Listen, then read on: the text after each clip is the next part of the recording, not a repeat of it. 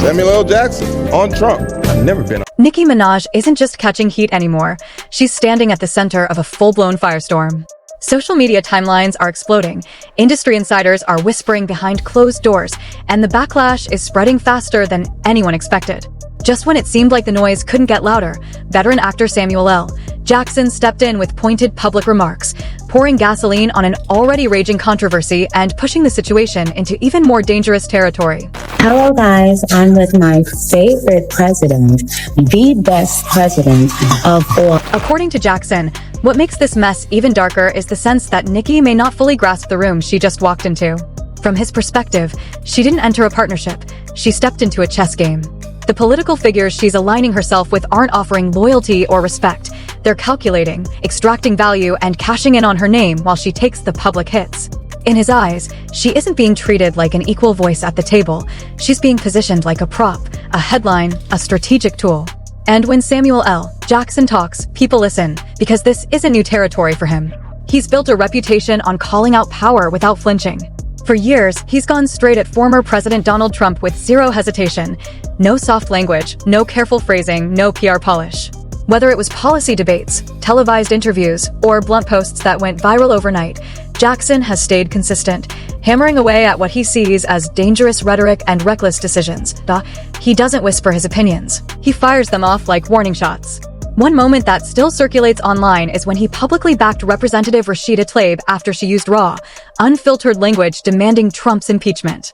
While others tried to tone it down, Jackson doubled down, defending her intensity and making it clear he believed that kind of force was exactly what the moment required. Now, black culture is being held captive by influences, songs, and role models. I mean, Nicki Minaj, Cardi B. Okay, Nicki Minaj is causing dads to leave the home. Hold on a second. I don't think that's a good role model for... Jackson didn't soften his stance or hide behind careful phrasing. He flat out backed her choice of words and flipped the narrative, arguing that the real insult wasn't the profanity, it was still calling Trump president at all. To him, the title carried more damage than any curse ever could. That moment wasn't random outrage, it revealed a pattern, a rhythm.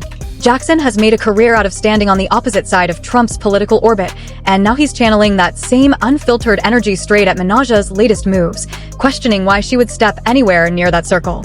For years, he's used interviews, red carpets, and live microphones like warning sirens, refusing to downplay how serious he believes the situation is. He doesn't treat politics like a side conversation, he talks about it like a five-alarm fire. In multiple appearances, Jackson described Trump's decisions as damage spreading far beyond Washington, consequences bleeding into everyday lives. At one point, he went even further, saying the former president was ruining the planet, a phrase loaded with urgency, like time itself was running out. And he didn't stop at politicians. Jackson turned his aim toward celebrities too, the quiet ones, the comfortable ones, the ones hiding behind neutral statements. He warned that staying silent isn't safety, it's complicity. If you have a platform and choose not to use it, he argued, you're part of the problem. No middle ground. No excuses. So when several big names, Snoop Dogg, Nelly, and Nicki Minaj publicly showed support for Trump, the tension snapped tight. The Daily Beast pressed Jackson, asking if his view had mellowed with time. His response came cold and immediate. Nothing had changed. Not even a little. He still saw Trump's leadership as deeply destructive, and anyone aligning with it, knowingly or not, stepping straight into the fallout. Young men, you have amazing role models like our handsome, dashing president. Donald Trump, he gets to hang out with young and have 50 different wives and just... He didn't mince words when it came to the celebrities jumping on that bandwagon either. Jackson suggested their endorsements weren't fueled by belief or principle, but by something far less noble: fear of losing access, fear of losing money, fear of losing relevance. In his view, it wasn't courage driving those decisions. It was survival instinct and self-interest dressed up as loyalty. Deals, connections, protection.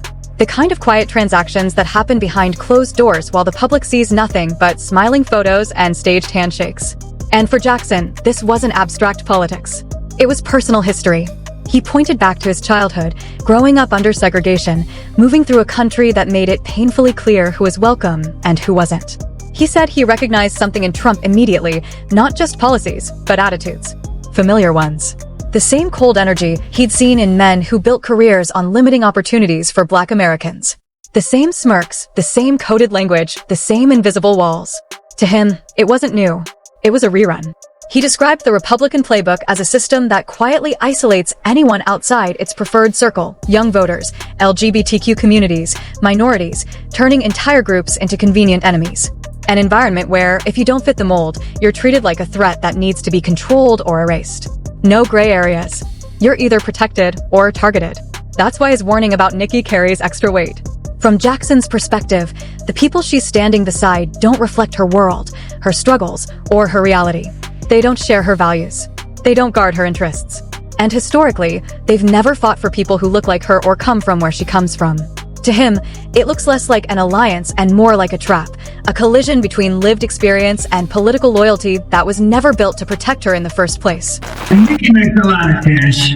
Not as much as Michael Dell, not quite.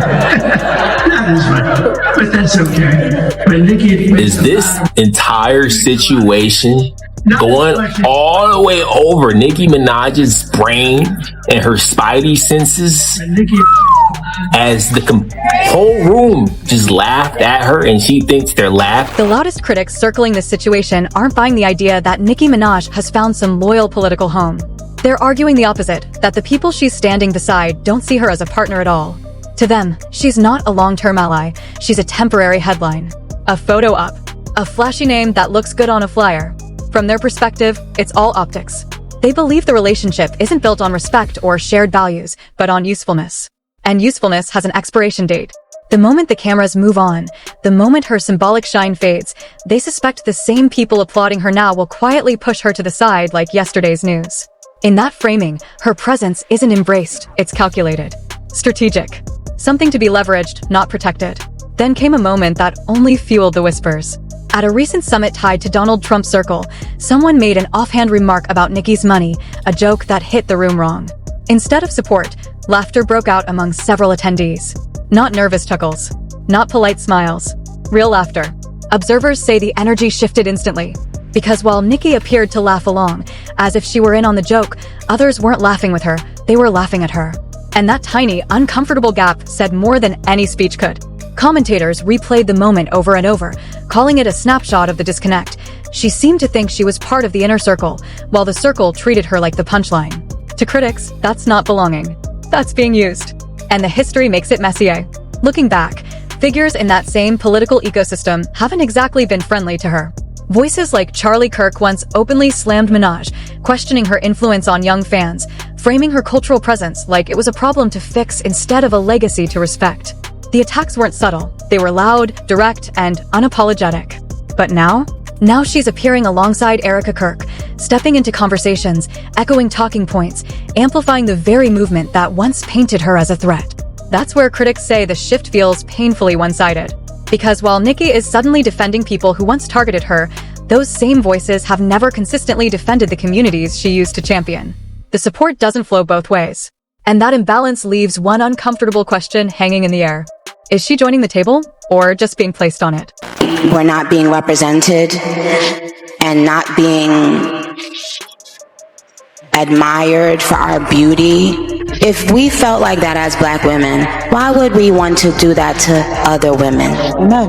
Why would we now need to make other people downplay their beauty so that we can feel, no, that's not how it works. I don't need someone with blonde hair and blue eyes to downplay their beauty because I know my beauty. That sharp contrast is what has people leaning in closer, dissecting every move. Because the real question isn't even about politics anymore, it's about awareness. Is this calculated strategy? Outside pressure? Or a slow shift in priorities that nobody saw coming? Analysts keep repeating the same warning. The energy in those rooms doesn't feel like respect. It feels transactional. They aren't clapping for her catalog or her cultural impact. They're clapping for the optics she brings. The headline, the symbolism, the shock value of having Nicki Minaj standing on their side. And that kind of role comes with a quiet danger. Because once you're reduced to an image, you're disposable. Critics argue that this positioning leaves her wide open to the same dismissal and ridicule she's faced before, just wrapped in a different flag. The banner changes, but the treatment stays the same. Used when convenient. Dropped when it's not. Then things escalated fast after her appearance at Turning Point USA. She stepped on stage beside Erica Kirk, lights blazing, cameras rolling, and what followed immediately lit a fuse online. During her speech, Nicki made a comparison that stopped people cold. She suggested black women shouldn't diminish the beauty of blonde, blue-eyed white women, framing it as a mirror to how black women have historically felt overlooked and underrepresented. She implied that white women were now experiencing something similar. The backlash was instant, loud, relentless, because critics say the history simply doesn't line up. For decades, Eurocentric features weren't sidelined, they were the standard, the default. The blueprint plastered across magazines, billboards, Hollywood casting calls, beauty ads, everywhere you looked. Blonde hair and blue eyes weren't excluded. They were elevated. So when Nicki made that comparison, many viewers didn't hear nuance. They heard disconnect. To them, it sounded less like cultural analysis and more like recycled conservative rhetoric. Less like lived experience and more like talking points handed down from the same circles she'd just joined. And that's where the tension snapped tight again, because the woman who once challenged the system now sounded, to some, like she was defending it. That sharp contrast is what has people leaning in closer, dissecting every move. Because the real question isn't even about politics anymore, it's about awareness. Is this calculated strategy? Outside pressure? Or a slow shift in priorities that nobody saw coming? Analysts keep repeating the same warning. The energy in those rooms doesn't feel like respect. It feels transactional. They aren't clapping for her catalog or her cultural impact. They're clapping for the optics she brings. The headline, the symbolism, the shock value of having Nicki Minaj standing on their side. And that kind of role comes with a quiet danger. Because once you're reduced to an image, you're disposable. Critics argue that this positioning leaves her wide open to the same dismissal and ridicule she's faced before, just wrapped in a different flag. The banner changes, but the treatment stays the same. Used when convenient. Dropped when it's not. Then things escalated fast after her appearance at Turning Point USA. She stepped on stage beside Erica Kirk, lights blazing, cameras rolling, and what followed immediately lit a fuse online. During her speech, Nicki made a comparison that stopped people cold. She suggested black women shouldn't diminish the beauty of blonde, blue-eyed white women, framing it as a mirror to how black women have historically felt overlooked and underrepresented. She implied that white women were now experiencing something similar. The backlash was instant, loud, relentless, because critics say the history simply doesn't line up. For decades, Eurocentric features weren't sidelined, they were the standard, the default. The blueprint plastered across magazines, billboards, Hollywood casting calls, beauty ads, everywhere you looked. Blonde hair and blue eyes weren't excluded. They were elevated. So when Nicki made that comparison, many viewers didn't hear nuance. They heard disconnect. To them, it sounded less like cultural analysis and more like recycled conservative rhetoric. Less like lived experience and more like talking points handed down from the same circles she'd just joined. And that's where the tension snapped tight again, because the woman who once challenged the system now sounded, to some, like she was defending it. Jelani Mirage showed no emotion as the verdict was read. He was found guilty, as you mentioned, of predatory sexual assault against a child. He's facing 25 years to life in prison. In the moments before the verdict, Jelani Mirage's attorney says Mirage felt confident that he would be acquitted of all charges. But minutes later, Mirage's mother, Carol, walked out of the courtroom alone with only their attorney. Prosecutors say Mirage in 2015 repeatedly had with his then 11-year-old stepdaughter. They say he threatened the girl if she didn't comply. The backlash didn't simmer, it detonated. Within minutes, timelines were flooded with disbelief. Words like confusing, tone-deaf, out of character started trending beside her name. Fans who once defended her without hesitation suddenly sounded unsure, almost stunned, like they were watching someone they thought they knew make choices that didn't add up. And to critics, this wasn't just one awkward speech, it was another entry on a growing list of public missteps stacking higher by the week. Then came the clips that really sent people spiraling. Nicki openly praising Donald Trump, calling him handsome, dashing, the same Trump she once criticized. The same policies she used to question. Analysts called it a dramatic reversal so sharp it felt cinematic, like the script had flipped overnight. To longtime observers, it didn't feel like evolution, it felt like whiplash. 1 year condemning the rhetoric, the next year complimenting the man behind it. The contrast was impossible to ignore. And it didn't stop there.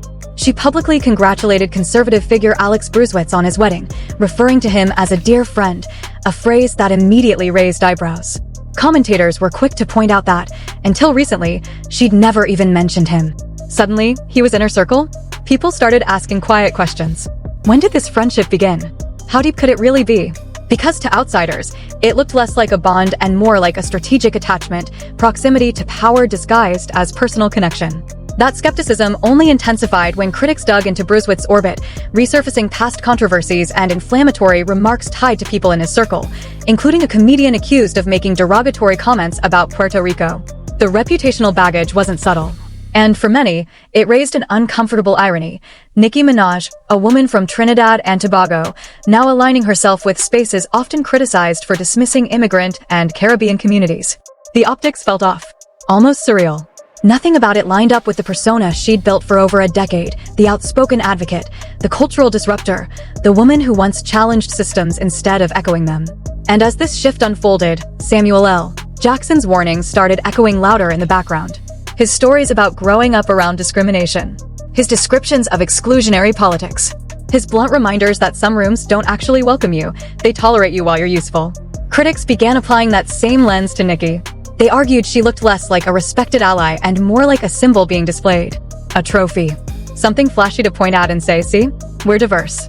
The fear wasn't that she'd be embraced, it was that she'd be discarded the second the spotlight moved on. And then the conversation got heavier, darker, personal. Speculation crept in about whether outside pressures were shaping these choices. People pointed to the legal controversies surrounding figures in her private life, her husband's registry status tied to past offenses, her brother serving a lengthy sentence after a high-profile conviction. None of it confirmed. No proof of political motives.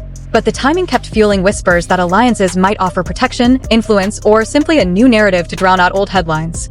Whether fair or not, the theories spread fast. Because from the outside, all anyone could clearly see was the transformation itself. Sharp. Public. Increasingly criticized. For some longtime fans, it feels like the end of an era. They say credibility isn't something you can switch on and off. Once it cracks, it stays cracked. Others warn that even if she pivots back someday, the trust might not follow. The damage, they argue, is cumulative. And Jackson's words keep resurfacing online like a warning siren. Certain political spaces don't truly protect people outside their mold. Symbolic allies get used, then replaced. Which leaves one lingering question hanging over everything. Does Nicki realize how those rooms really see her? Now the debate isn't just about politics, it's about motive. Is this desperation to stay visible? Pressure from personal battles?